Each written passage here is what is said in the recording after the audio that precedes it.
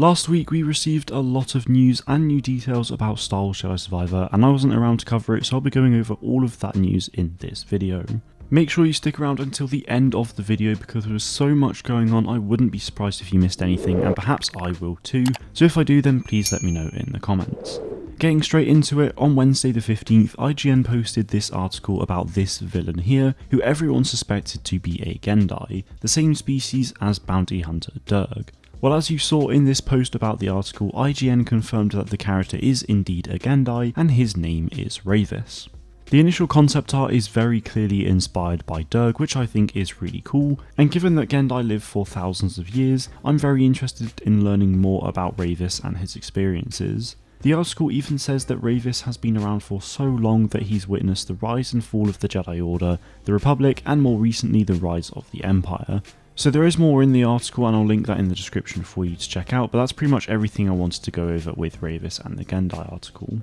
At midnight on the 17th, so still the 16th over in the US, IGN released another article, this time with regards to lightsaber stances in the game. Now we already knew that we had 5 in the game thanks to Stig's interview with Game Informer back in December last year, and they are single blade, double blade, dual wield, crossguard, and finally a single saber with a blaster. In this article, IGN confirmed that we will be starting the game with 3 lightsaber stances, which are the single blade, double blade and dual wield, meaning that we'll get the crossguard saber and the blaster later in the game. What I'm most excited for about this game though is just how much variety there is with the combat. Jedi Fallen Order had the single blade which I used exclusively and never really found myself wanting to use the double blade at all, but it looks a lot better now and like the first game is great for crowd control, with the single blade being a good all-rounder. The dual wield however is very different in that you take more damage if you use it, but you do attack faster than any other saber type. The crossguard stance is said to be the heaviest stance in the game, which means it will deal the most damage, but it's the slowest and has the least attack range,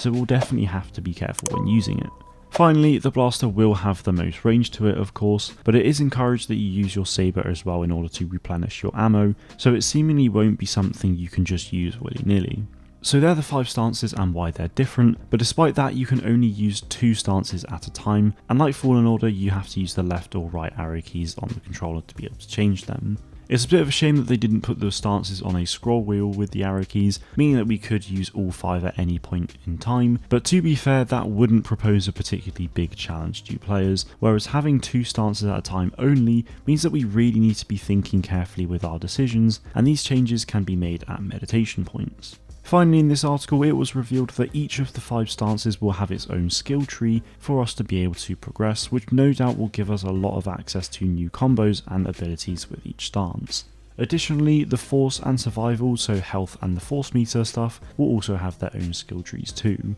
so progression really is a key part of this game. On the 17th itself, it was the IGN FanFest where they released yet another Jedi Survivor video that was jam-packed with new details. This video showcased one of the pieces of side content in the game called Jedi Meditation Chambers, which can be found throughout the game. These meditation chambers are places that Jedi in the past would go to in order to train their force powers and other abilities. With stuff like this, it does feel a little bit weird to me because they're completely brand new and big Jedi training things that we've never seen before, but I'm really hoping that we get to see these chambers in other media as to further morph them into the Star Wars canon. Within the meditation chambers we'll unlock a number of rewards like skill points and cosmetics, but you may have also seen that in the IGN video you get access to data discs and the final reward was a perk. Unfortunately I have no idea what a data disc does, but I assume it will store old information that could expand on the lore of a particular area that it was found in. As for perks, like Call of Duty, you'll have a select number of perks that you can equip at any one time, and they will influence the combat system in their own unique way, which I am very excited about playing with.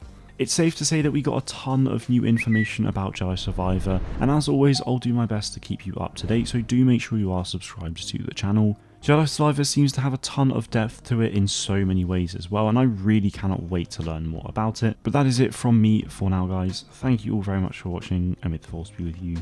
always.